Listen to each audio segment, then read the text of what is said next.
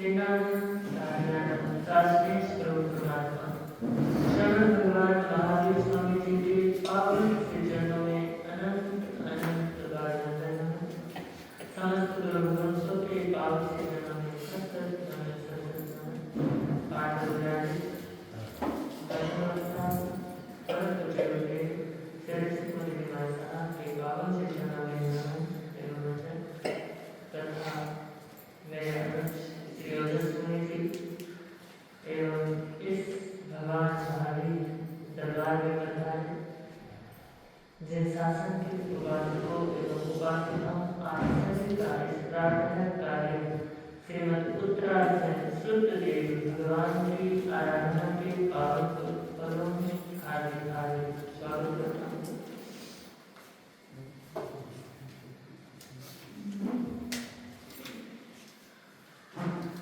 सभी अपने अपने सौभाग्य को सराहें और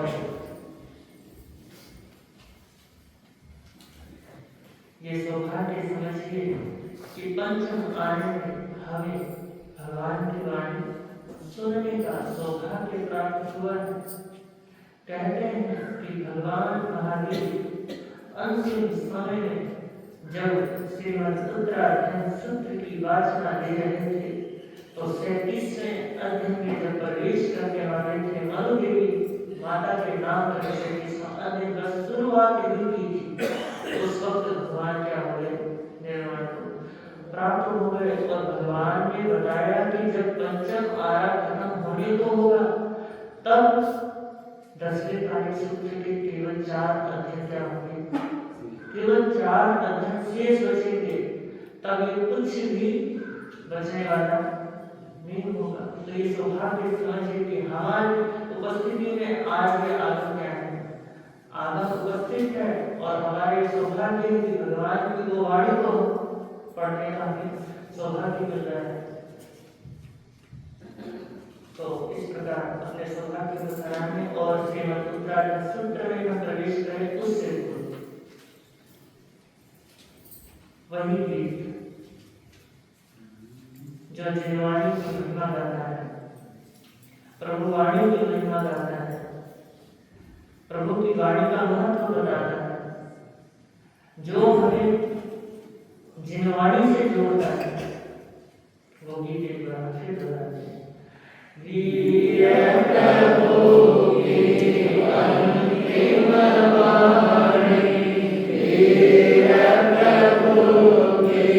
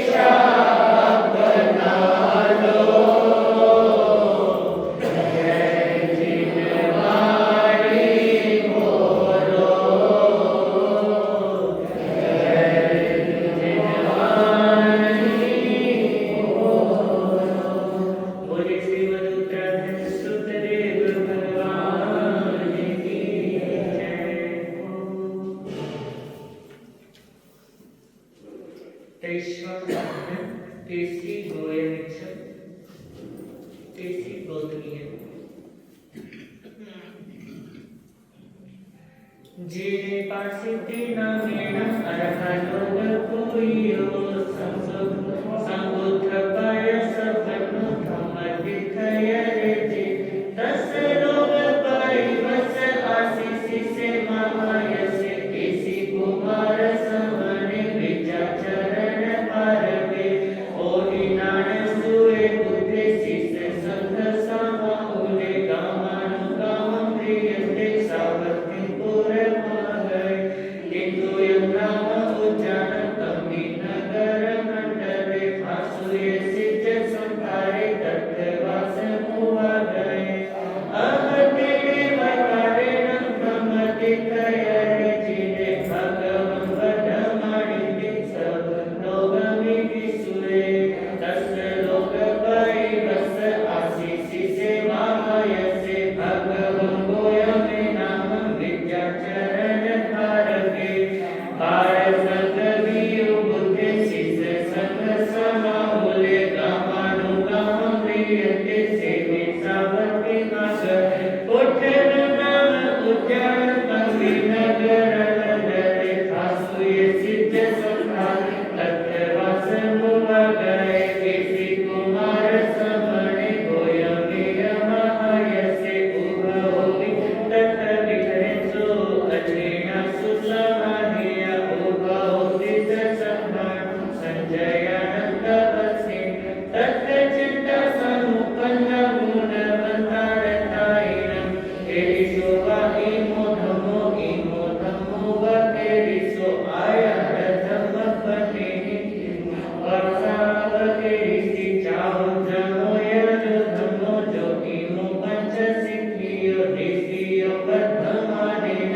पासेन यमामुनि अचेनो यजो धम्मो जो इमो संतरुतरो एक गज पवनानं विशेषे किमनुहारणम् अहते तथ शेषानं विज्ञाय पवितकीयं समागमिकयमयि उभवो केसि गोयमो पडिरुवन्नु शिष्य संघ समाहुले जेठं कुलमविकन्तो किन्तु यं वर्णमग केसि कुमार समणे गोयमस्ति समगयं पडिरूपं पडिवन्तिं समं सम्पडिवज्जति पदानं फासुयं तत्तमं प्रिय गोयमस्सनि से जाय कृपं सम्पन्नाय केसि कुमार समणे गोयमेय महायसे उभवहि सनसन्ति चतुर्सुर समपा समगय बहुतक पासता कोगामिया विहत्मानं अनेकं साहसियो समगय देव दानव गन्धर्व चक्ररक्षसकिन्नर अधिष्ठानं च भूयानम् आसीत् समगम् उच्छामि ते महाभाग केसि गोयमभव तव केसि भुवन्तं तु गोयमो इनमभवित् उच्छ्वन्ते जरितं ते केसि गोयमभव तव केसिम् अनुदाये गोयमो इनमभव चाहो जमो यजो धम्मो जो इमो पंच सिद्धियो देसियो बद्धमाने पासेन यमामुनि इद तज पवनानं विशेषे किन्तु तारणं धम्मे दुविहेने भाविकहं विपचौरते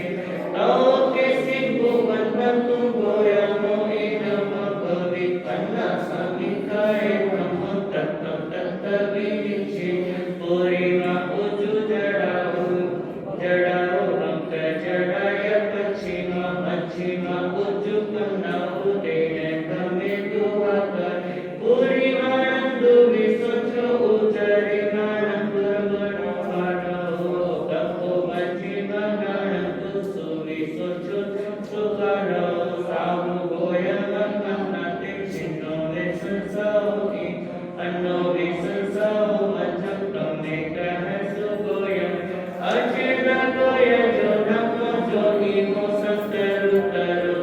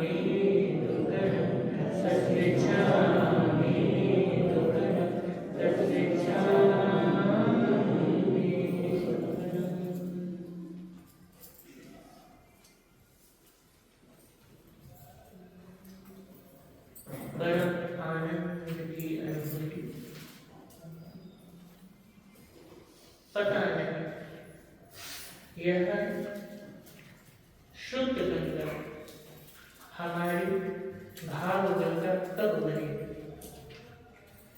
यह शुद्ध गंगा के माध्यम से हम अपनी भाव गंगा को क्या कर सकते हैं, भाव गंगा को पैदा कर सकते हैं। इस जिनवाणी के माध्यम से हम अपने अंतर जगत में झांक सकते हैं। इस जिनवाणी के माध्यम से हम अपने अंतर जगत की यात्रा कर सकते हैं। हम इस जिनवाणी के माध्यम से अपने अंतर जगत को जान सकते हैं। ये विशेषता है इस जिनवाणी की। एक बार हमारा अंतर जगत से क्या हो जाए, अंतर जगत से संबंध स्थापित हो जाए, एक बार अंतर लोक की, आत्म लोक की, आत्म जगत की एक झलक से मिल जाए, तो आप अनुमान भी नहीं लगा सकते कि वहां कितना आनंद बरस रहा है। जब बाहर का सुख भी हमें इतना आकर्षित करता है, और मालूम है यह आपको तभी तक आकर्षित कर रहा है जब तक आपको अपनी आत्मा के आनंद का अनुभूति, अपने आनंद की अनुभूति ना हो, तभी तक बाहर के सुख क्या कर सकते हैं हमें, तभी तक वो आकर्षित कर सकते हैं। जिसको झलक मिल जाती है अंदर की आनंद की अनुभूति की, जिसको झलक मिल जाती है, क्योंकि वो जिनको अंदर के आनंद का अनुभूति मिलती है, तो वो चक्रवर्ती जैसे पद को भी क्या कर देता है, चक्रवर्ती जैसे पद को भी छोड़ देता है। बोलता है कि छोड़ो, ये आनंद उस आनंद के सामने क्या है, फीका है। ये चक्रवर्ती पद आत्मा के आनंद के समक्ष क्या है, छोटा है, नीचे। तभी तो देखिए बड़े बड़े राजा, महाराजा, सम्राट, चक्रवर्तियों ने क्या किया,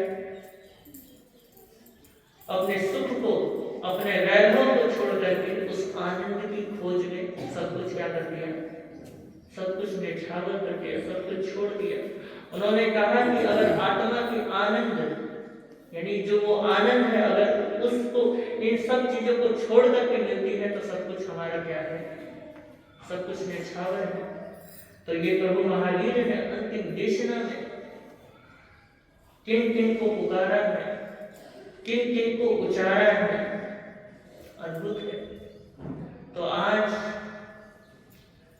23वां क्या है, 23वां अध्ययन है।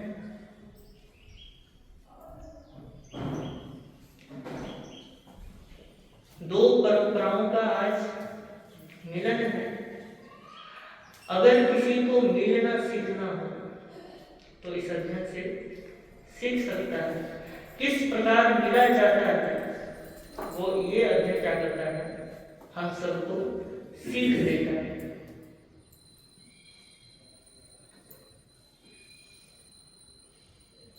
एक परंपरा है भगवान पार्श्वनाथ की, और एक परंपरा है भगवान महावीर की। श्रावस्ती नगर में दो परंपराओं का आगमन होता है। इधर से केशव कुमार श्रमण, उनका तिन्दुक उद्यान में क्या होता है, आगमन होता है। और उधर से भगवान महावीर के प्रथम शिष्य, इस शासन के बाहर प्रथम गणधर श्री गौतम स्वामी जी का संग क्या होता है, औष्ठक उद्यान में पधारता है। आप इस तरीके से अनुमान लगा सकते हो कि एक कोने में तिन्दुक उद्यान है और दूसरे कोने में औष्ठक उद्यान है। या यूं समझो कि पूर्व दिशा में तिन्दुक उद्यान है और पश्चिम दिशा में औष्ठक उद्यान है। तो नगरी के अंदर क्या हुआ है, प्रवेश हुआ है। और आहार के लिए उनके शिष्य नगरी में प्रवेश हुए हैं। और देखिए, चाहे पूरब से आए चाहे पश्चिम से आए, नगरी में भ्रमण होगा तो मिलन भी जरूर होगा। तो मिलन हुआ, एक दूसरे को देखा, देख करके मन में प्रश्न उभरा, और प्रश्न उभर करके आया कि ये कौन है? ये केशी श्रमण के शिष्य सोच रहे हैं कौन है, और उधर से जो गौतम स्वामी के शिष्य हैं वो सोच रहे हैं ये कौन है? हम भी भिक्षा के लिए निकले हैं, ये भी भिक्षा के लिए निकले हैं, लगते तो साधु हैं, लेकिन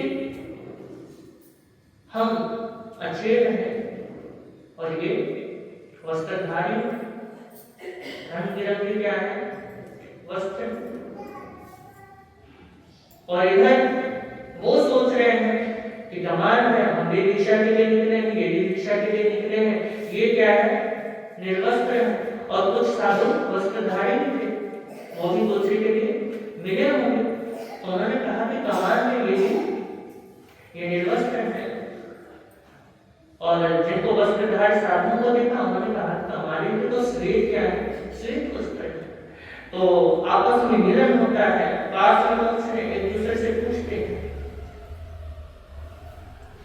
किसी श्रमण के जो शिष्य हैं वो पूछते हैं कि कौन आप कौन? वो बोलते हैं कि हम हैं साधु, जिन शासक के क्या है, जिन शासक के साधु, जिन धर्म को मानने वाले हैं, और हमारे आचार्य, हमारे गुरु गौतम स्वामी हैं, और हमारे जो तीर्थंकर, हमारे जो भगवान हैं, वो भगवान महावीर स्वामी हैं। अच्छा, अब जो गौतम स्वामी के शिष्य हैं वो पूछते हैं कि आप कौन हैं? वो बोलते हैं कि हम देश के तीर्थंकर भगवान काशीनाथ के अनुयायी हैं, हम उनके साधु हैं, और हमारे गुरु केशी श्रमण हैं, हमारे आचार्य भी केशी श्रमण हैं। अच्छा, अब यहाँ पे क्या हो गया, समाधान तो हो गया कि ये दोनों ही क्या है, जिन शासक के साधु हैं, लेकिन यहाँ पे शंका उपस्थित हो गया कि हम क्या हैं, हम वस्त्रधारी हैं और ये निर्वस्त्र हैं। ये शंका उपस्थित और ये होता ही है, हर किसी में होता है, आजकल में होता ही है। कोई माइक में बोलता है, कोई माइक में नहीं बोलता, कोई लाइव में बैठता है, कोई लाइव में नहीं बैठता।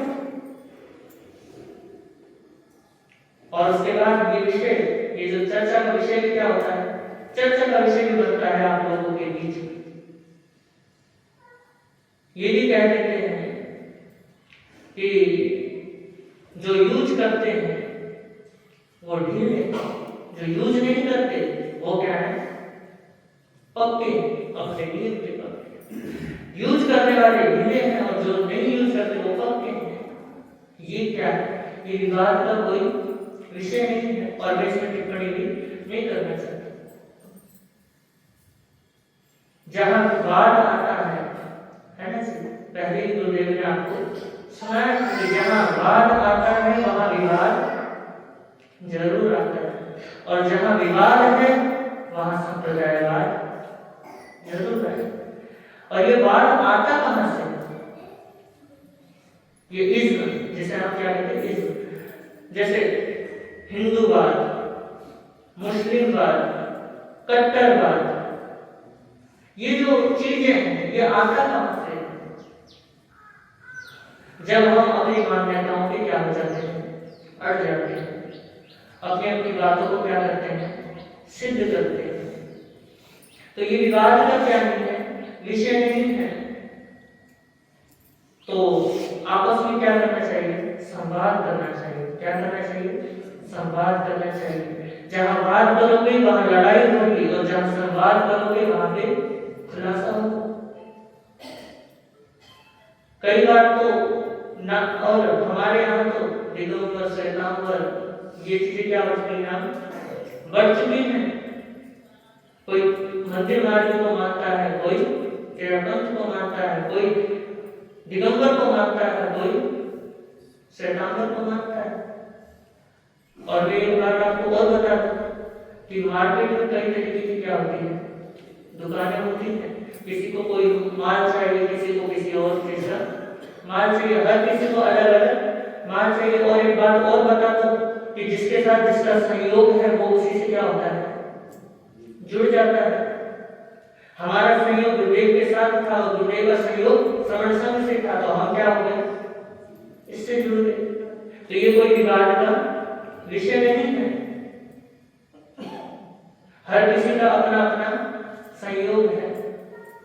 और कई बार तो हम समाचार के आधार पर भी क्या कर देते हैं, समाचार के आधार पर ना मिलने का बहाना बना देते हैं, बोल देते हैं कि। और एक बात आपसे मैं ये भी पूछूं कि आप लोग हमारे पास आते हो तो क्या आप सारे सालों बन जाते हैं? हम आपसे मिलते हैं तो क्या हम आपके तरफ श्रावक बन जाते हैं? तो वो कहते हैं, उनका एक ही तर्क है कि हम समाचार अगर हम उनसे मिलेंगे तो हमारी जो समाचार, हमारी जो साधना में है उसमें क्या रह जाएगा, ग्रंथ रह जाएगी, हमारे अंदर शिथिलता आ जाएगी। तो ये तर्क कहीं का भी ये लड़ाता हुआ तर्क है, क्योंकि यहाँ देखिए क्या मिलन हो रहा है, यहाँ पे संवाद, यहाँ पे संवाद होगा। अगर हम आपस में मिले जुले तो उनसे हमें कुछ सीखने को मिलेगा और हमें उनसे कुछ सीखने को मिलेगा। जो यूज करते हैं इन चीजों का, उनके लिए वो क्या है, पूजनीय है। हमारे लिए वो क्या है, श्रद्धास्पद है, क्योंकि उन्होंने क्या किया है, चीजों के यूज नहीं करते। और ये भी है कि हो सकता है उनके जीवन का क्या हो, चर्या हो कि हमें यूज नहीं करना है। और उनके अंदर वो सक्षमता है कि वो क्या कर सकते हैं, हर जगह जाकर के बोल सकते हैं। और हम जिन शासन की निगरानी नहीं करना चाहते, हम भी कोई क्या तो वो नहीं है कि हम जिन शासन की क्या करें, हिलना करें। तो हमारा बस एक ही उद्देश्य है, ये जो माइक यूज होता है, जो लाइट यूज होता है, ये भी क्या है, अगर इनका अच्छा उपयोग हो। मैं यहाँ विवेक की बात कर रहा हूँ। साधुओं को भगवान ने क्या कहा है कि विवेक से क्या करो, विवेक से काम करो। तो लकीर के सगे मत बनो, जो काम कर रहे हो उसमें विवेक रखो। क्योंकि माइक का उपयोग होता है, तो अगर मान लो हम बिना माइक के उपयोग के बोलते हैं तो क्या होता है, सामने वाले जो बैठे हैं उन्हीं तक सुनाई देता है। मैं इस बात को प्रमाणित नहीं करना चाहता, लेकिन बता रहा हूँ, विवेक की बात बता रहा हूँ। लेकिन जो पीछे के उसको कहाँ सुनाई देता है, जो हम सुना रहे हो सुनाई नहीं देता। लाइट का भी उपयोग हो सकता है। ये आजकल YouTube पे जो प्रवचन आते हैं, क्योंकि देखिए कई क्षेत्र में साधु संत नहीं पहुंच पाते, वहां की इन चीजों से क्या करते हैं, वो लोग सुनते हैं, साधु संतों की बातें सुनते हैं। तो इन चीजों का उपयोग क्या होना चाहिए, विवेक के साथ होना चाहिए। तो यहाँ पे क्या हो चुका है, संशय आ चुका है। और संशय आया तो दोनों क्या पहुंचे, अपने अपने आचार्य के पास पहुंचे, अपने अपने गुरु के पास पहुंचे। इधर केशी श्रवण के पास पहुंचते हैं उनके मुनि और बोलते हैं कि आज हमें भगवान महावीर के संत मिले, लेकिन वो निर्वस्त्र थे, हम वस्त्रधारी हैं। आचार विचार में इतना फर्क क्यों? इधर जो गौतम स्वामी के शिष्य थे वो पहुंचते हैं गौतम स्वामी के पास, बोलते हैं आज ना हमें भगवान पार्श्वनाथ की परंपरा के साधु मिले, लेकिन पता नहीं कैसे साधु हैं, उन्होंने वस्त्र क्या कर रखे हैं, रंगीन पहन रखे हैं। जब ये बात सुनी दोनों आचार्यों ने तो उन्होंने कहा कि ठीक है। और गौतम स्वामी क्या हो गए, स्वयं उठ गए। तो शिष्य ने पूछा कहाँ कुमार से मिलने जाऊंगा, उनसे मिलने जाऊंगा। देखिए, व्यवहार की दृष्टि से देखोगे तो गौतम स्वामी त्याग की क्या है, प्रतीक है, क्योंकि उनके पास एक वस्त्र भी शरीर में नहीं है। और जिन शासन के हिसाब से देखो, जिन शासन में जो भगवान महावीर का जो शासन चल रहा है, और आपको एक बात और बता दो, भगवान पार्श्वनाथ के जो परंपरा के अनुयायी रहे हैं, भगवान महावीर के जो माता पिता है वो भी क्या रहे हैं, श्रावक श्राविका भगवान पार्श्वनाथ परंपरा के रहे हैं। तो अभी शासन चल रहा है भगवान महावीर का, तो शासन के हिसाब से देखा जाए तो तीर्थंकर के प्रथम शिष्य हैं कौन, गौतम स्वामी। तो व्यवहार की दृष्टि से तब भी वो बड़े हैं। वो कहते हैं कि बेशक हमारे परमात्मा इस तीर्थ के क्या हो, अभी संस्थापक हो, लेकिन भगवान पार्श्वनाथ पहले हुए और उनकी भी परंपरा के साधु क्या है, वो केशी श्रवण है। और मेरे से पहले क्या किया है उन्होंने, घर-बार छोड़ा है, इसलिए मैं स्वयं क्या करूंगा, उनसे मिलने जाऊंगा और उनको अपने त्याग पर कोई क्या नहीं है, कोई अहंकार नहीं है, कोई फिक्र नहीं है कि भाई मैं जाऊंगा तो मैं छोटा हो जाऊंगा। उन्होंने कोई अहंकार न रखते हुए क्या करते हैं, स्वयं इंदु उद्यान में पहुंचते हैं। और इधर केशी श्रवण को जब पता चलता है कि क्या हो रहे हैं, भगवान अंतिम तीर्थंकर, चरम तीर्थंकर, भगवान महावीर के प्रथम गणधर, प्रथम शिष्य स्वयं क्या कर रहे हैं, स्वयं हमारे यहाँ पधार रहे हैं, तो उन्होंने उनके स्वागत के लिए क्या हो गए, तैयार खड़े हो गए। और इधर पूरी नगरी में बात क्या हो गई है, पूरी नगरी में ये बात आग की तरह क्या हो चुकी है, फैल चुकी है कि तुमने सुना है आज दो महापुरुषों का क्या होने वाला है, दो महापुरुषों का मिलन होने वाला है। एक भगवान पार्श्वनाथ परंपरा के संत मिल रहे हैं और एक भगवान महावीर के परंपरा के संत मिल रहे हैं। दो महापुरुषों का मिलन होगा, दो अलग अलग परंपराओं का मिलन होगा, सम्मेलन होगा। देखिए, मिलन और सम्मेलन, मिलन जो हम अपने परिवार से, आजकल सम्मेलन नहीं होता है, आजकल सिर्फ मिलन ही होता है। आजकल कहते हैं ना सम्मेलन हो रहा है, सिर्फ अपने अपनी परंपरा के साथ क्या होता है, मिलन होता है। लेकिन सम्मेलन क्या होता है, जो दो विचारधाराओं का अलग अलग समानता के साथ क्या हो, मिलन हो, अलग अलग विचारधारा क्या हो, एक जगह एकत्रित हो, उसे क्या कहते हैं, उसे सम्मेलन कहते हैं। अगर हम अपने परिवार से मिलते हैं उसको सम्मेलन कहेंगे नहीं, उसको क्या कहेंगे, केवल मिलन कहेंगे। तो ये है सम्मेलन, दो परंपराओं क्या होने वाला है, मिलन होने वाला है। और जैसे ही गौतम स्वामी तीर्थ उद्यान में पहुंचते हैं, उनके साथ अनुव्रति, महाव्रति, जितने भी श्रावक श्राविका जो भी हैं साथ में क्या हो रहे हैं, पधार रहे हैं। और अगर भगवान पार्श्वनाथ के साधु हैं तो उनके श्रावक श्राविका भी होंगे, स्वाभाविक है। तो उनके लिए श्रावक श्राविका क्या हो गए, वहां पे उनके हुजूम जम गए, इतने लोग आए वहां पे। इधर बैठे गौतम स्वामी बैठे, इधर केशी श्रवण। और स्वयं इस आलम में कहा गया है कि स्वयं केशी कुमार श्रवण गौतम स्वामी का आसन लगाते हैं, स्वयं उनके लिए कुरान होती थी, जो जिसमें धान लेना होता है, धान निकाल दो तो वो क्या बन जाता है, कुरान बन जाता है।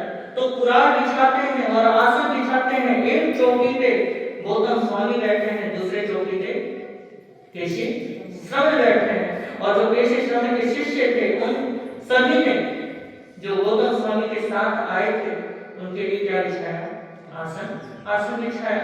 और गौतम स्वामी मना किया, कोई बात नहीं, क्या करूंगा, स्वयं बिछा तो, लेकिन नहीं, उन्होंने कहा कि नहीं, आप हमारे क्या हो, अतिथि हो, आप हमारे आदरणीय हो। उन्होंने स्वयं आसन बिछाया और उसके बाद स्वयं गौतम स्वामी वहां विराजमान हुए, केशी श्रवण विराजमान हुए। और उसके बाद शिष्यों के बीच में जो शंकाएं थी उनको समाधान करने के लिए, और एक बात और यहाँ पे मैं स्पष्ट कर दूं कई बार यहाँ पे क्या होता है, शंका उपस्थित हो जाता है कि ये केशी श्रवण ये वही है जिन्होंने राजा परदेशी को उपदेश दिया है। लेकिन यहाँ पे देखा जाए तो ये तीन ज्ञान के क्या है, तीन ज्ञान के धारी है, मति श्रुत अभि ज्ञान के। और जो राजा परदेशी को जिन्होंने नास्तिक से आस्तिक बनाया, वो जो केशी श्रवण है वो चार ज्ञान के क्या है, चार ज्ञान के धारी है। वो मति श्रुत अभि और मन प्रज्ञान के धारी है। जो मति श्रुत है वो क्या होता है, प्रत्यक्ष होता है। और जो अभि ज्ञान होता है वो नहीं, जो मति श्रुत है वो परोक्ष है। और जो अवधि मन और केवल ज्ञान ये प्रत्यक्ष ज्ञान है। सीधा डायरेक्ट आत्मा से क्या होता है, आत्मा से ज्ञान होता है। वहां पे दिमाग बुद्धि नहीं लगती, मति श्रुत में क्या लगती है, बुद्धि लगती है। तो वहां पे डायरेक्ट ज्ञान होता है। जो मति श्रुत है, मति यानी जो बुद्धि से ज्ञान हो, जो श्रुत यानी सुन करके ज्ञान हो, मन प्रज्ञान जो मन से क्या हो, सीधा कांटेक्ट हो जाए एक दूसरे से, सीधा बिना बोले क्या हो जाए, कांटेक्ट हो जाए। और मन प्रज्ञानी यानी जो पीछे बीत चुका है, जो पीछे सोच चुका है वो भी पता कर लेते हैं, जो सोच रहा है वो भी पता कर लेते हैं। जो सोचेगा, चाहे 2.5 करोड़ साल बाद सोचे, चाहे करोड़ों वर्ष बाद सोचे, उनको भी क्या कर लेते हैं, उन भावों को भी वो सुन लेते हैं अपने मनोप्रज्ञान के कारण। ये शक्ति होती है मनोप्रज्ञान। और जो अवधि ज्ञान है उसकी अवधि होती है, वो बुद्धिलोक को क्या कर सकता है, देख सकता है। उसका जो क्षेत्र है बंधा हुआ है। और जो केवल ज्ञान है वो तो है ही सर्वज्ञ, वो सब कुछ क्या कर सकता है, देख ही सकता है। तो ये 5 ज्ञान के बारे में आप तो समझ ही गए होंगे। तो केशी श्रवण एक ही परंपरा के अंदर दो हुए हैं। एक नाम के 2 व्यक्ति भी हो सकते हैं, क्यों नहीं हो सकते। तो हो सकता है हमारी परंपरा में 2 हुए हैं। तो केशी श्रवण सवाल करते हैं, पूछते हैं कि हे गौतम, हे स्वामी, आपसे हे भक्ति, आपसे हम कुछ पूछ सकते हैं। उन्होंने कहा क्यों नहीं, आप क्या कीजिए, शुरू कीजिए, आपको जो पूछना हो पूछिए। उनको ज्ञान है, केशी श्रवण जी को चाहते तो शंका का समाधान खुद कर सकते थे, लेकिन अपने शिष्यों का सभी की समस्याओं का समाधान करने के लिए उन्होंने किससे सवाल किया, गौतम स्वामी से ज्ञान, गौतम स्वामी से सवाल किया। और गौतम स्वामी से पूछते हैं कि हम सबका लक्ष्य एक है, फिर साधना में, वेशभूषा में, आचार विचार में, चतुर्याम और पंचयाम आदि विधि विधानों में भेद क्यों है। और वो दृश्य देख करके ऐसा लग रहा है जैसे मानो चांद और सूरज मिल रहे हो।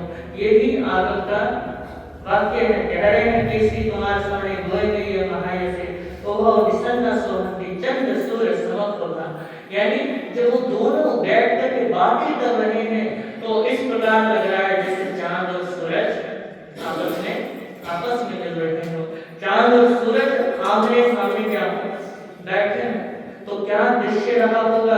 और उस उपस्थिति में देव, दानव, गंधर्व, किन्नर, यक्ष, ना जाने बाणकर देव आदि जितने देव सारे क्या थे उपस्थित थे। और हो सकता है हम भी क्या रहे हों, उस बात के साक्षी रहे हों, क्योंकि कहीं ना कहीं जो घटनाएं घटी हैं उनको सुनने का, उनको देखने का हमको क्या मिल रहा है, सहयोग मिल रहा है। और सहयोग तभी बनता है अगर हम उन घटनाओं से क्या हुए हों, गुजरे। तो ये हमारा सौभाग्य हो सकता है हम क्या रहे उस बात के साक्षी रहे। तो वहां पे क्या है, भीड़ लगी हुई है। और सवाल जब किया है तो गौतम स्वामी कहते हैं कि हे महामुनि, बात ऐसी है कि काल धन के प्रभाव से समय के बदलते हुए समय के अनुसार नियमों में क्या कर दिया गया है, परिवर्तन कर दिया गया है।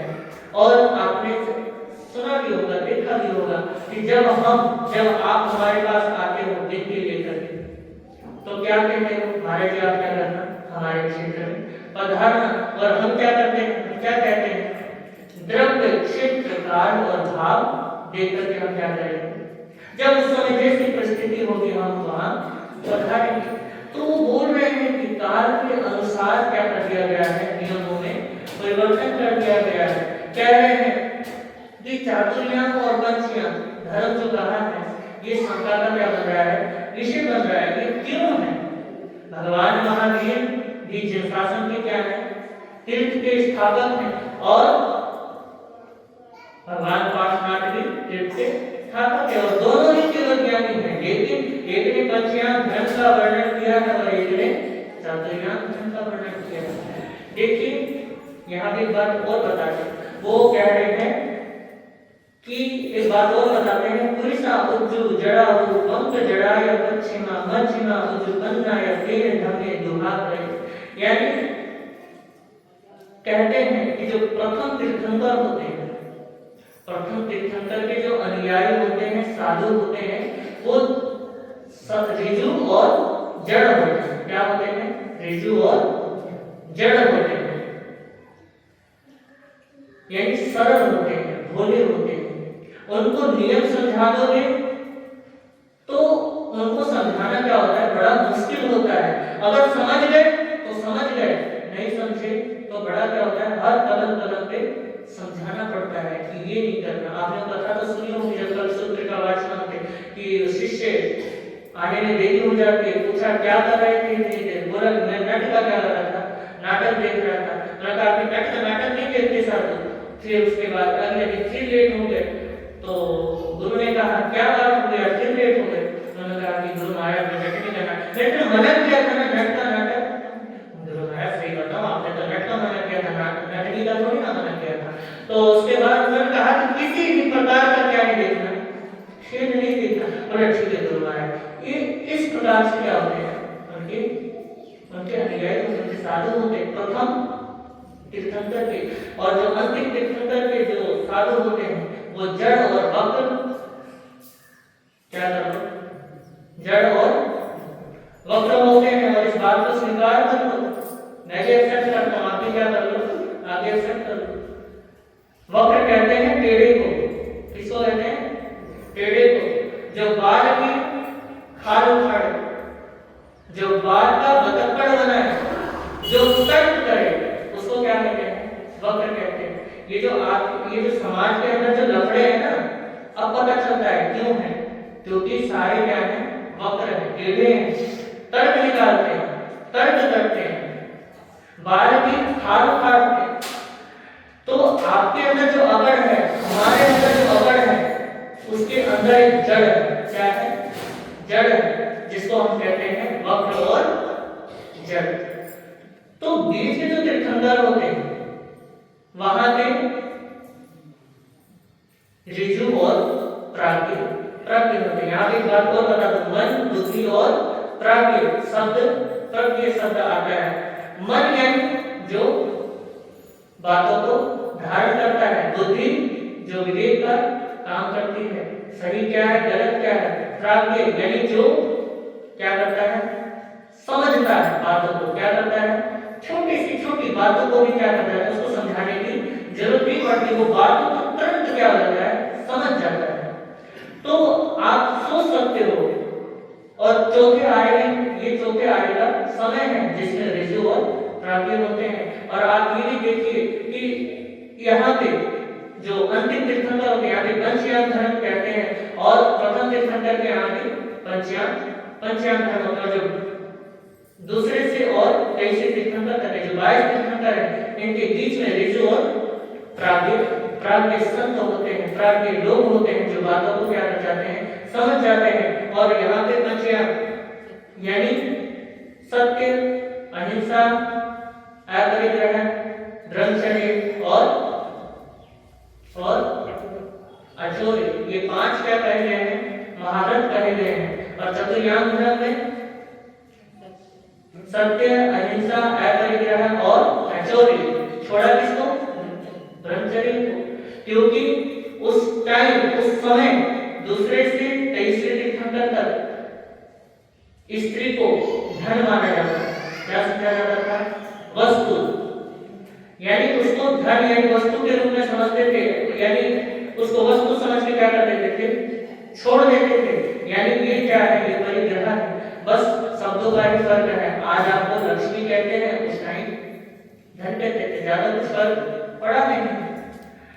तो उस टाइम स्त्री को धन का रूप मानते थे, इसलिए क्या समझते थे, चातुर्याम धर्म का वहां पे वर्णन किया गया है।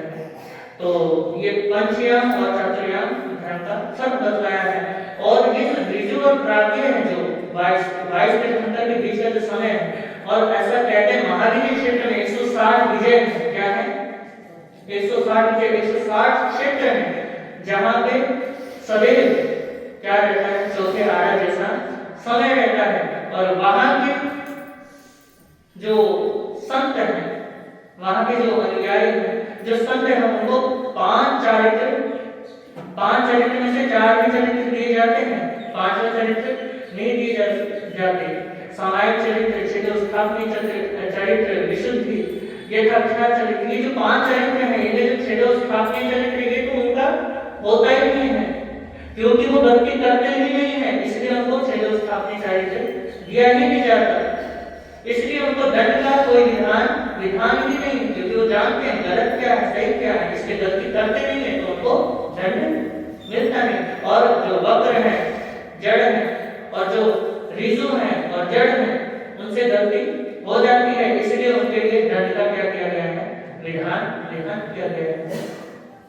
तो बोलते हैं कि समय के परिवर्तन के अनुसार क्या कर दिया गया है, क्या कर दिया गया है, नियम में परिवर्तन कर दिया गया है, लेकिन जो मूल तत्व है उनमें कोई परिवर्तन नहीं है।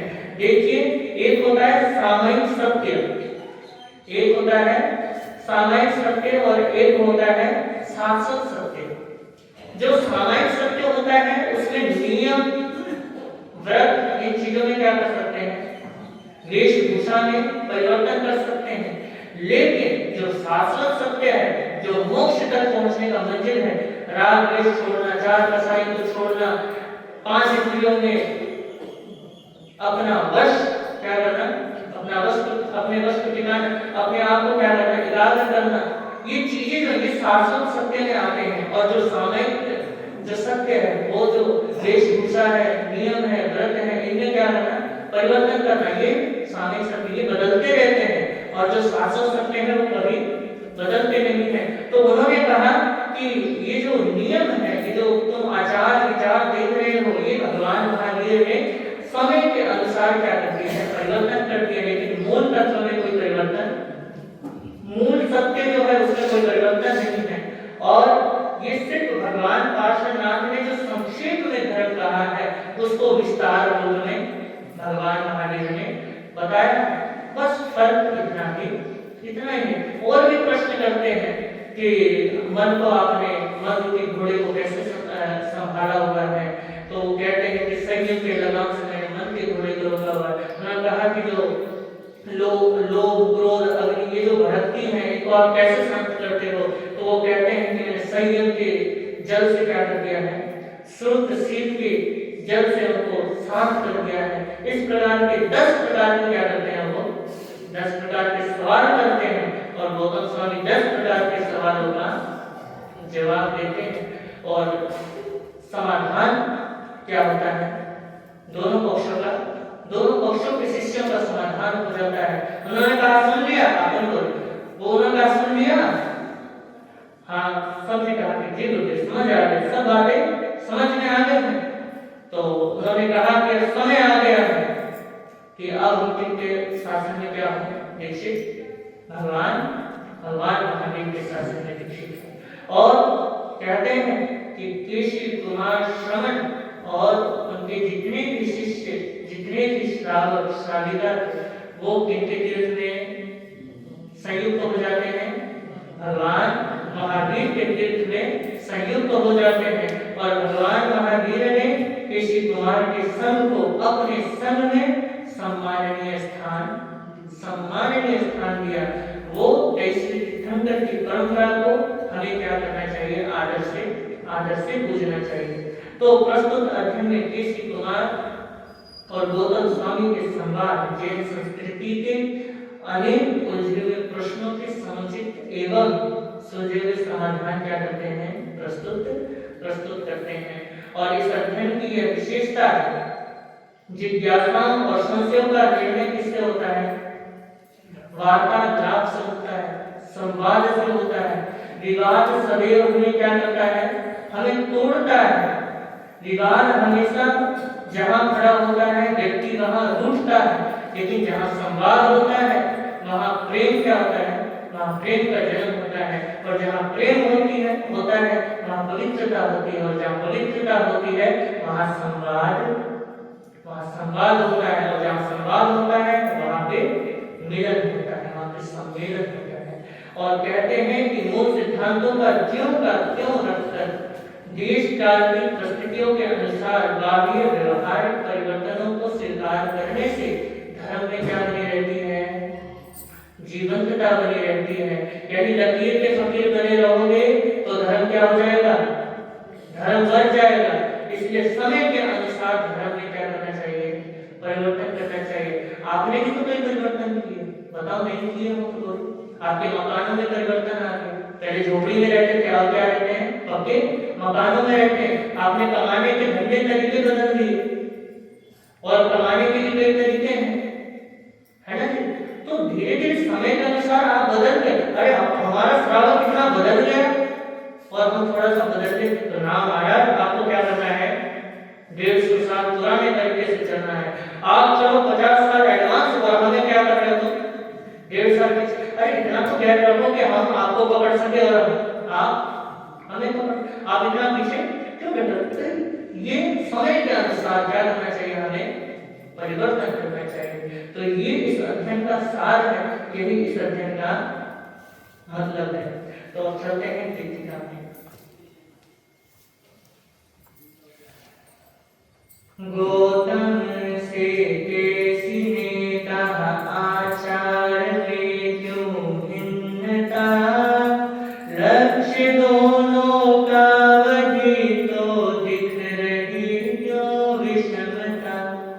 काल के व्यवहार से ही चले हुए है विविधता, निश्चय से सब ही एक है उनमें न कोई अन्यता। निश्चय से सब ही एक है उनमें न कोई अन्यता। वीरक होके अंतिम वाणी, वीरक होके अंतिम वाणी। सुन लो और सुना लो, जीवन धन्य बना लो, जीवन धन्य बना लो। तेरा नयन में कुंजित होके, ओ तेरा नयन में कुंजित होके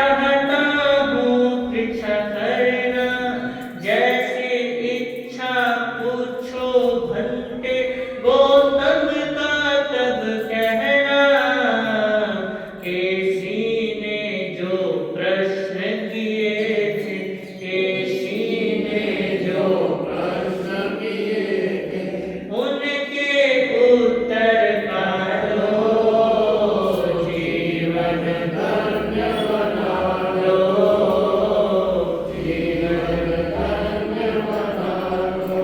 पार्ष प्रभु का प्रतिपादित है चार महाव्रत धर्म, लेकिन वर्धमान के घंटे पांच महाव्रत धर्म, मोक्ष साध्य है जब दोनों का, मोक्ष साध्य है जब दोनों का, इसका संशय टालो, जीवन धन्य बना लो, जीवन धन्य बना लो। पहले तीर्थंकर के साधु ऋजु जड़ होते, अंतिम तीर्थंकर के साधु वक्र और जड़ होते, ऋजु प्राज्ञ होते मध्यम के, ऋजु प्राज्ञ होते मध्यम के,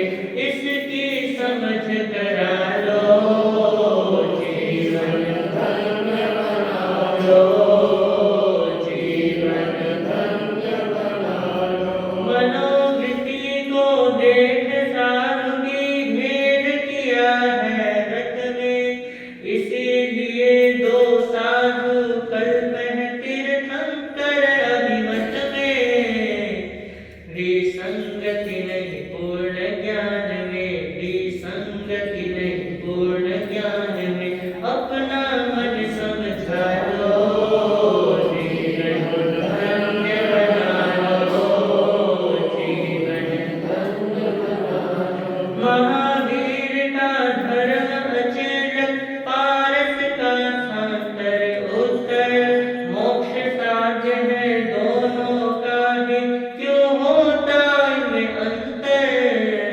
रेश भिन्नता का क्या कारण है, रेश भिन्नता का क्या कारण, मेरा धर्म निकालो, जीवन धन्य बना लो, जीवन धन्य बना लो। सर्वज्ञों ने अपने ज्ञान से काल भाव जब देखा, धर्म का साधन मान किया और भिन्न वस्त्र का लेखा, पात्रों के अनुरूप वस्त्र है, पात्रों के अनुरूप वस्त्र है, ना कोई खोट निकालो, जीवन धन्य बना लो, जीवन धन्य बना लो। साधु रूप की प्रकृति है तो अलग वेश है माने, भान रहे साधुत्व का हरदम, संयम धर्म निभाने, यही प्रयोजन है वस्त्रों का। प्रयोजन बताने कि वस्त्र क्यों रखे हैं और निर्वस्त्र भी क्यों रखे हैं। कह रहे हैं कि साधुत्व का क्या रहे, भान रहे, श्वेत वस्त्र पहनो तो पता रहे कि हाँ भाई मैं क्या हूँ, साधु हूँ, निर्वस्त्र रहे तो पता चले कि हाँ मैं क्या हूँ, साधु हूँ। तो ये दोनों प्रकार के धर्म भगवान महावीर ने कहे हैं। तो कह रहे हैं यही प्रयोजन है वस्त्रों का, संशय सभी निकालो, जीवन धन्य बना लो, जीवन धन्य बना लो। पांच इंद्रियां चार कसाए और मन को जीता मैंने, जीत लिए जब 10 विध शत्रु, जीत लिए सब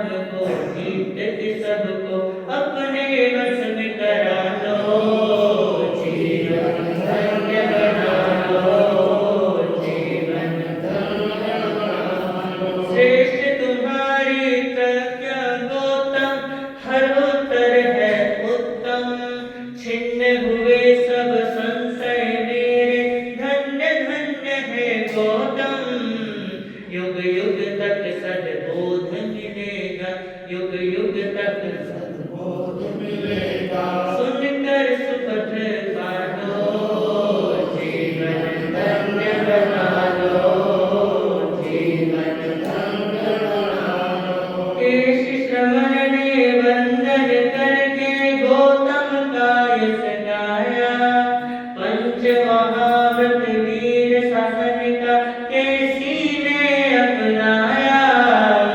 सत्य धर्म के बनो उपासक, सत्य धर्म के बनो उपासक, विनय से सत्य जगा लो, जीवन धन्य बना लो, जीवन धन्य बना लो। तो यहाँ पे देखिए, अगर कई बार शंका ये भी हो सकता है कि चाहते तो वो अपने परंपरा में रहकर के भी तो साधुत्व का पालन कर सकते थे, लेकिन शास्त्रकारों ने बताया है कि जब तीर्थंकर का शासन, जिस तीर्थंकर का शासन चल रहा हो, उसी शासन में क्या हो जाना चाहिए, सम्मिलित हो जाना चाहिए। और अगर उस शासन में नहीं मिलते हैं तो ये जो अविनय है, अविनय भाव झलकता है, और अविनय भाव मुक्ति में बाधक होता है।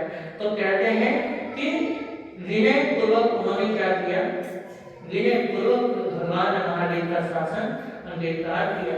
हुआ धर्म का अभ्युदय, वहाँ